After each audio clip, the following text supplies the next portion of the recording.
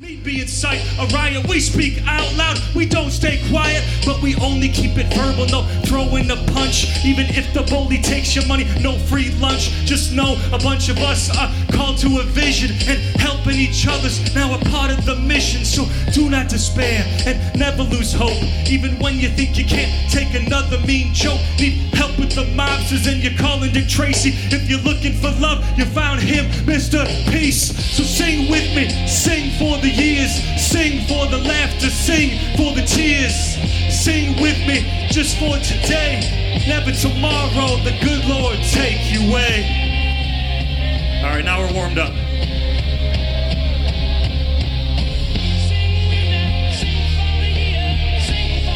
You can drop it down. You can cut that. Thanks. Give it up for Edward. He's running things back there.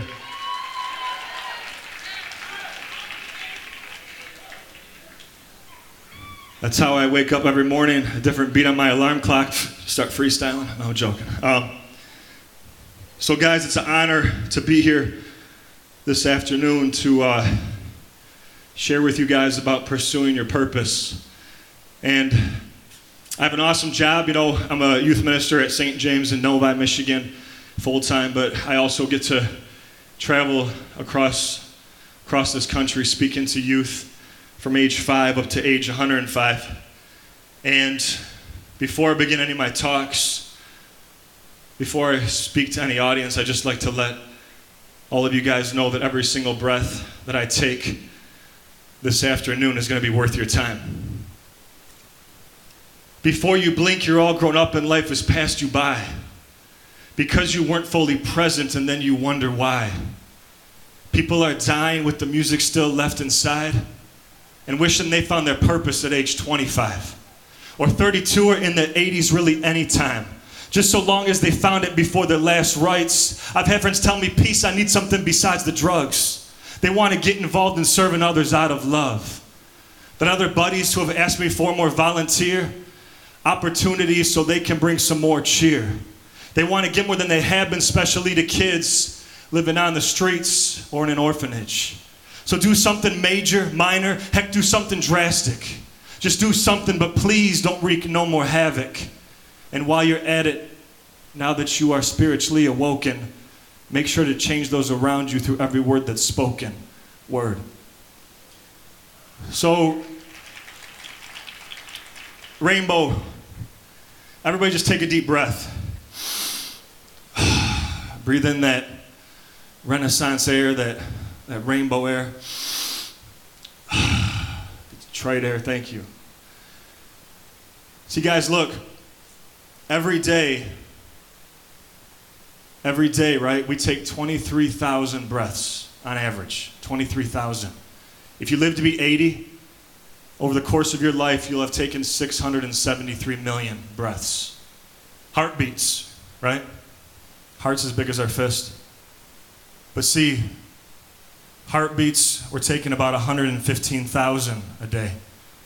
If you live to be 80, on average, you're taking about 3.4 billion in your lifetime. Everyone do this real quick. All right, now do this.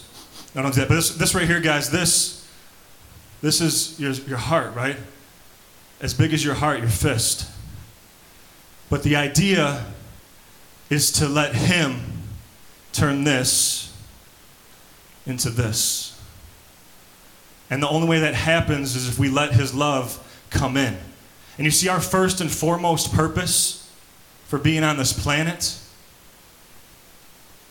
it should be to let his love penetrate us so deeply that we start to love ourselves, others, and him the same way that he loves us unconditionally. And look, it's crazy because the reason that there's two fingers pointing up, right, with the peace sign, one is yourself and one is the person that you're trying to lift up higher than yourself. But you can also choose to bring you and someone else down too. And the reason it's two is because it only takes 2 seconds.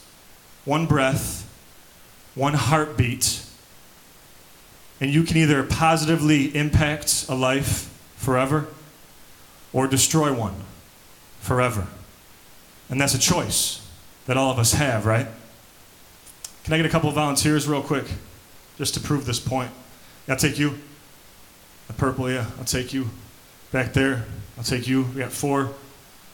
Yeah, 1, 2, right there. Tall kid, Ian, is that? Okay, come on back here. All right, how many I got? 1, 2, 3. You guys come up here. You guys can go up on stage. We got 6. Yeah, that's okay. Give these, 7, why not? All right, give these guys a round of applause. Good job. All right, guys, here you go. You guys go up on stage.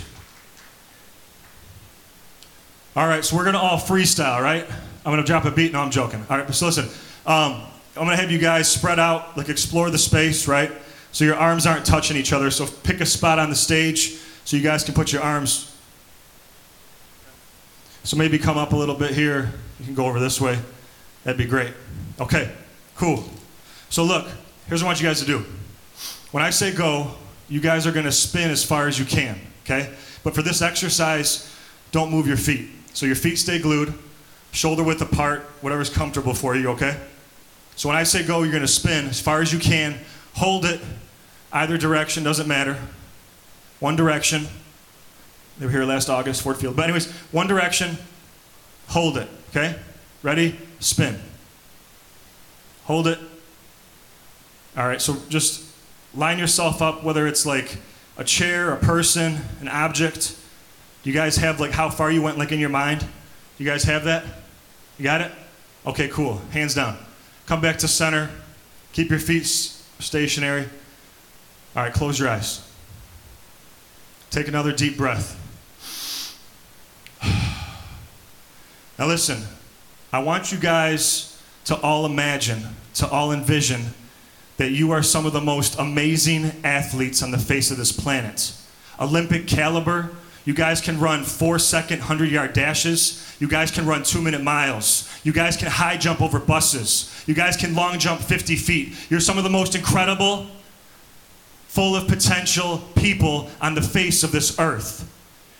Breathe in all your worth, all your value, all your greatness. All of you are destined for greatness. Breathe all that in. And when I say go, keeping all that I just told you in mind, how great all of you are, I want you to spin again, same direction, go as far as you can, and hold it. All right, ready? Keeping all that I just fed you in mind, spin the same direction, hold it after you get done, all right? Ready? Spin. Open your eyes. How many of you guys went further? Show of hands. All right, cool. You guys can have a seat. Good job. Give these guys a round of applause.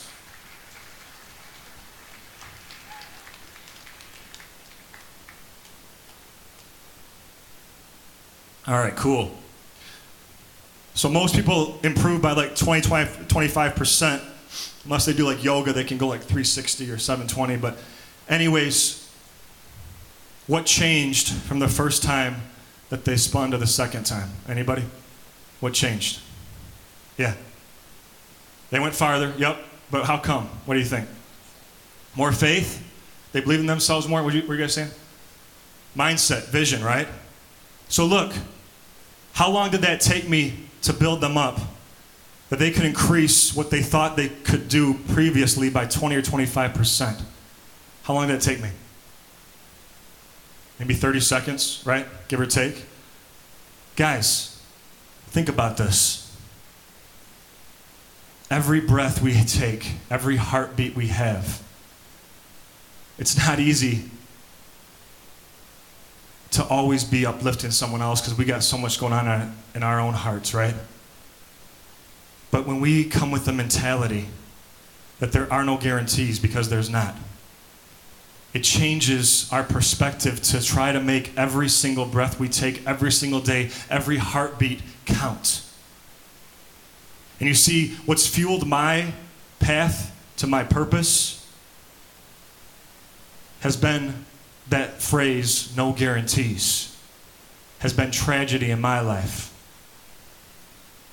Because you see, it's hard to maintain the peace when you get a phone call that your friend passed away 24 years old.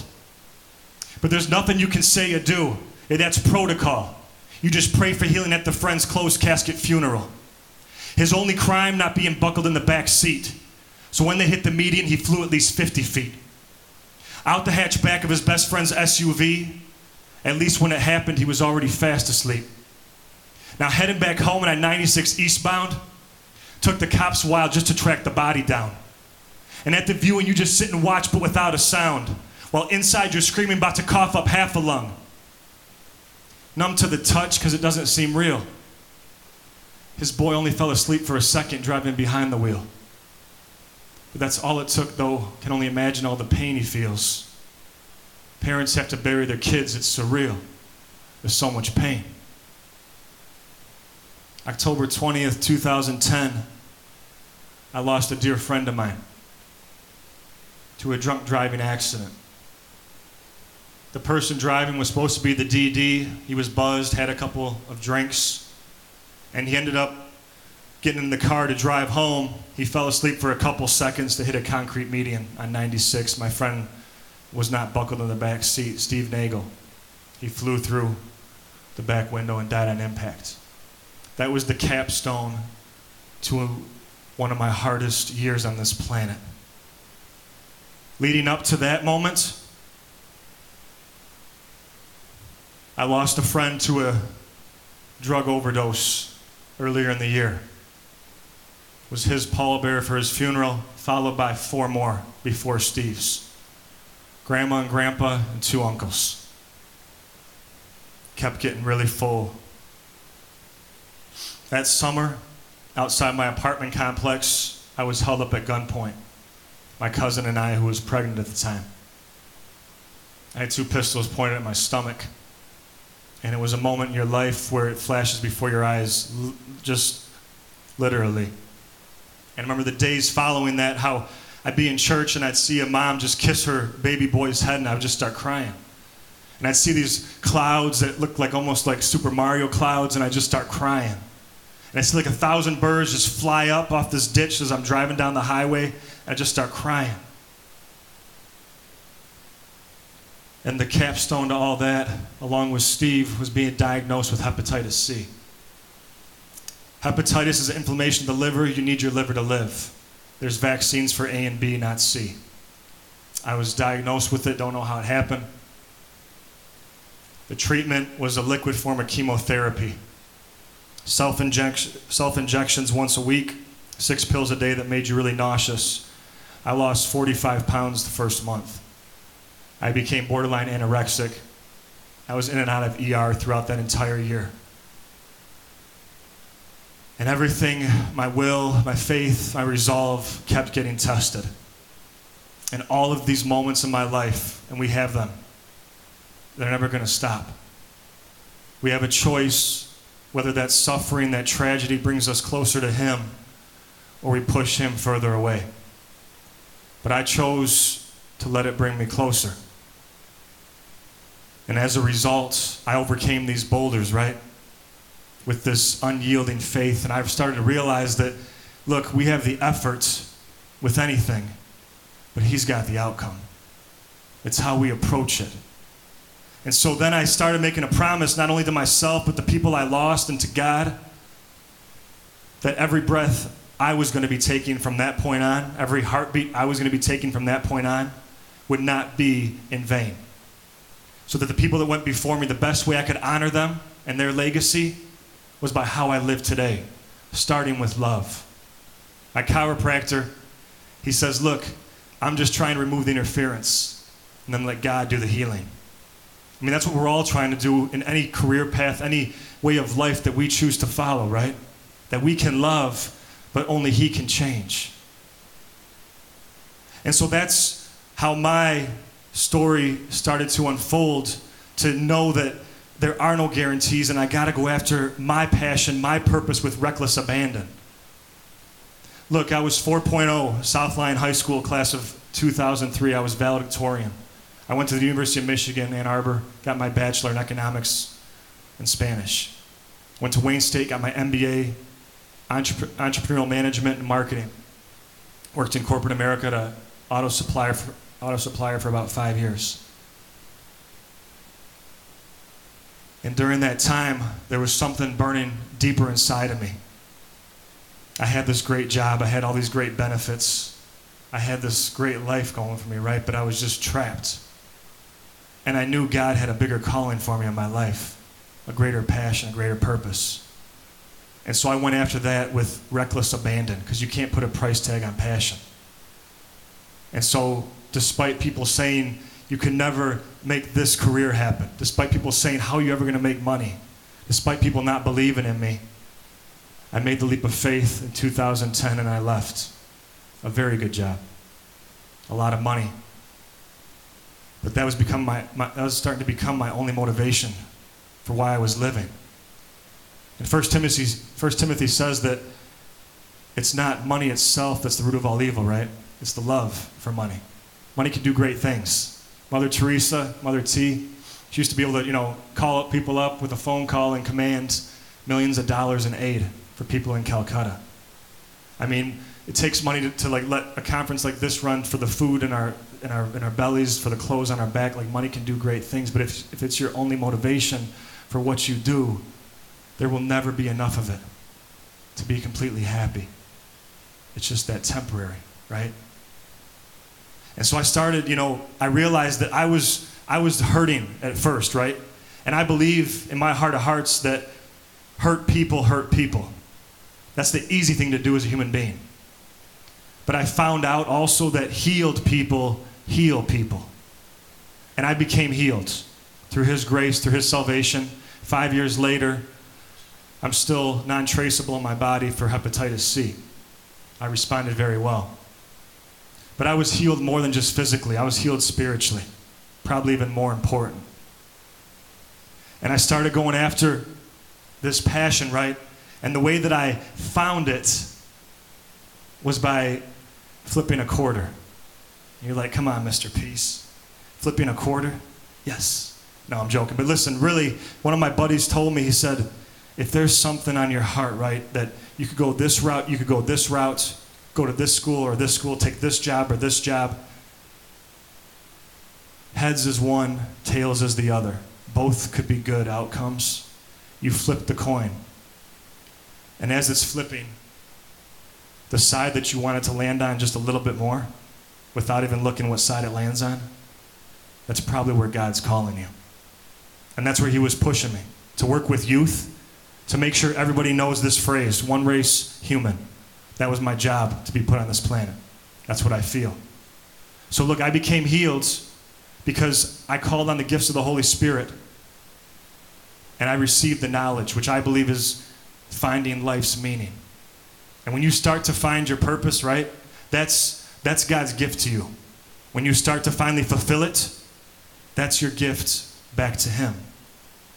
And then you call on the courage to actually make the leap. Because it was so hard to do that, right?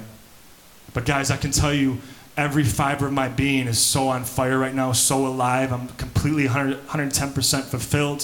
If I died tonight, I'd be okay. Because I'm doing stuff with my life, some things that I'm willing to lose my life for, guys. In Galatians 2:20, right? It says that I've been crucified with Christ. I no longer live. I'm still breathing, right? I no longer live, but Christ lives in me.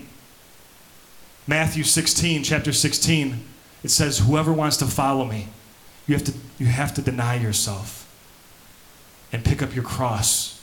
Take up your cross and follow me. That means we got to drive out all the ego, edging God out, ego, right?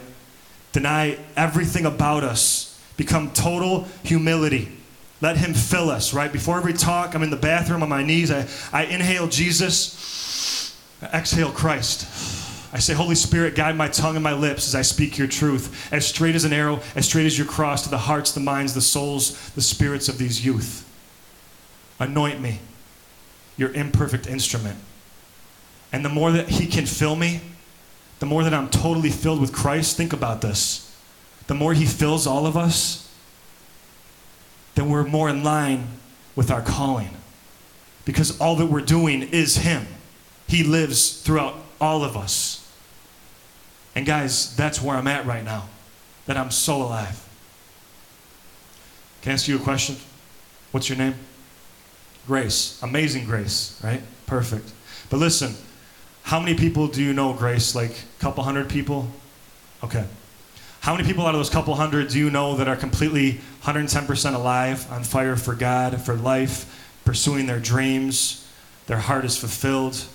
How many people do you think? 25. Okay, thank you. Can I ask you, what's your name? Louis? Nice to meet you, Louis. Pleasure. So how many people do you know? Thousands? Millions? 300 people, okay, give or take, right? So out of those 300, how many do you know that are totally on fire for God, living every day, 110% alive, following their dreams, their passions, everything? 15. So we got 40 out of about 600 right now, right? Let me ask one more person. Michigan State, even though I went to U of M, see, look at this, I'm loving my enemies. What did Martin Luther King say recently, right? It's because it was his day. Hate can't drive out hate, only love can do that. I'm showing love. Hopefully we'll beat you in basketball still. But anyways, okay, so how many people do you know? 300. Wow, 300 is a common number. Okay. And your name? Noah, like the ark.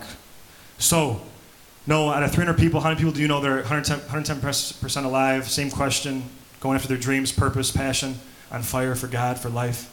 How many? 10. So 10 plus 15 plus,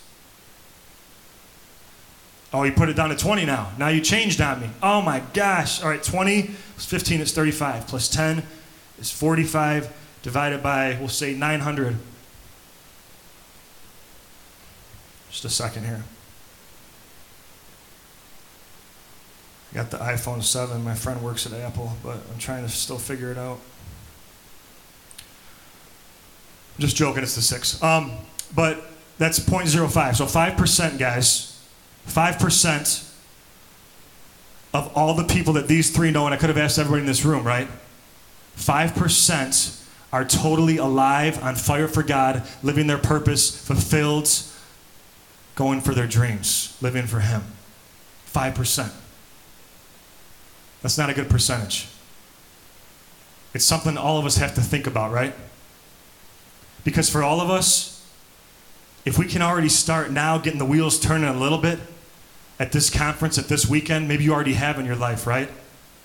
That's my prayer for you guys, that you become that alive and on fire. People get so close to you, they get third-degree burns. I'm joking. But I mean that you're so alive, so just everything for Him, glorifying Him in all that you do, whatever career path you choose. You know, I speak at a lot of public schools too, and I can't mention God. But if they see my cross, and a lot of them do, and I'm talking about love and purpose and mission, and they reach out to me on social media or at lunch, I got free reign to speak His truth. He said, I became all things to all people, right? That's me playing the game. But then hopefully just a couple people coming out of that being able to be saved. Because guys, saving is not just a doctor operating on the table. It's not just me trying to make sure that your life isn't mediocre, but great. It's being able to bring people to Him, right? That's the ultimate goal. By how we live. By the love that we show. But so many times, guys, fear gets in the way of all of this, right? Fear starts to get in the way, and people say that you can't do this. People say that you're worthless. People say, forget the dream, right? It's so funny. I always ask 5-year-olds, what do you want to be when you grow up? And it's like rocket scientist and rock singer and astronaut. And then every hand in the room is up. And then I ask middle schoolers and like half the hands are up. And then you ask high schoolers and no hands, maybe a couple. Because we just wash away these dreams. We buy into the fear, false evidence appearing real. And we forget about it. You see, guys, though, for me, I had that fear of failure big time. But you know what I said? I said, I want to live a life of limited regrets. So I'm going to make this leap. I'm going to leave this cushy job. I'm going to go after being a youth speaker, a motivational rapper, hip-hop artist, poets, videographer, and the list goes on. And that's what I'm doing. But see, guys, what's the opposite of success? Anybody? No. What's the opposite of success? Not failure. Anybody? Say it again. Fear's part of it. Opposite of failure? Or opposite of success, sorry. Anybody? I'm looking for, oh yeah, go ahead. Being unsuccessful, kind of. So what I'm looking for is quitting, giving up. Guys, we can fail over and over and over and over and over again. But as long as we don't give up, as long as we keep the greater picture and the mission in mind, you can never truly fail unless you quit. Guys, so many famous people before us have failed only to succeed. Right? Edison, it took him over 10,000 tries to get these working, these light bulbs, right? And people, they told him growing up that he was too stupid to learn anything. And he said, every time I don't get the lights working, I'm not failing, I'm just one step closer to finally reaching that, right? Babe Ruth, one of the all-time home run leaders, right? But he also led in what category? Strikeouts. You have to try. And now he's a great candy bar. Guys, Michael Jordan said, I failed over and over and over and over and over and over and over again, missed all these game-winning shots and buzzer beaters, and I did all this failing just to succeed. Got cut from his high school basketball team, right? The varsity team at least, trying out as a freshman, and went home, locked himself in his room, cried, said, I never want to feel that again. And that's what drove him. Now he also has Hanes tagless boxer briefs and t-shirts. Am I wearing those right now? Maybe, okay? But all these famous people, guys, Jim Carrey, right? Dropped out of high school when he was 15 to go do all these comedy shows. His dad would drive him around in the van that they lived out of, and that's how he provided for his family, age 15. Oprah Winfrey. Guys, she was told she was unfit for TV. Oprah's a billionaire now. She has her own channel. She has her own tea in the mall at Teavana. There's an Oprah tea. I've tried it. It's good. Sometimes I go like to those Coney Islands, you know, and you know, like when they do Oprah, like that thing. I go, Oprah. No. But they're like, what the? But you just got to do that sometimes, right? Guys, Marilyn Monroe said, 20th Century Fox, they cut her. They said, she's not pretty enough and she can't act. The Beatles, Decca Recording Studios cut them. They dropped their label. They said guitar music's on the way out. Biggest mistake they could ever have made. Most grossing band ever, right? You thought you lost your love. Well, I saw her yesterday. And soon she's thinking of, well, she told me what to say. She said she loved. Sorry. But guys, all these people. Bethany Hamilton, soul surfer, right? Had her arm bitten off by a shark. 2 years later, national surfing championship. Albert Einstein. His teachers called him retarded. He couldn't even talk till he was 4, couldn't read till he was 7. Now a Nobel Prize winner. Walt Disney got fired from a newspaper, said he lacked imagination. They said his mouse idea would never work. That 3-circle mouse, one of the top 5 most recognized symbols worldwide. All these people, guys, have failed before us just to succeed. Guys, Colonel Sanders, KFC.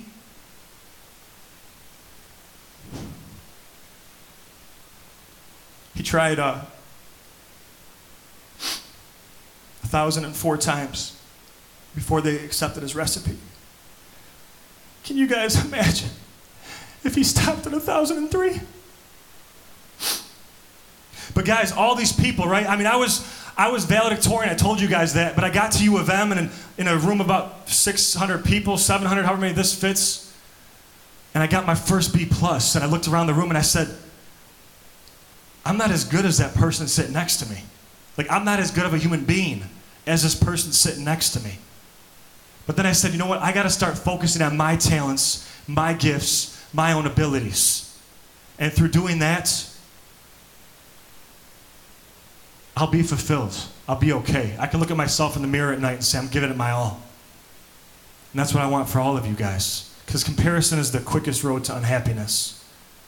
That's a lesson you need to learn. Hopefully younger in life. Comparison is the quickest road to unhappiness. So breaking through this fear, right? Forgetting everything's all right. And stepping into who I am today, I want to give you guys a little taste of what I do to try to uplift hearts. So take a look at this video.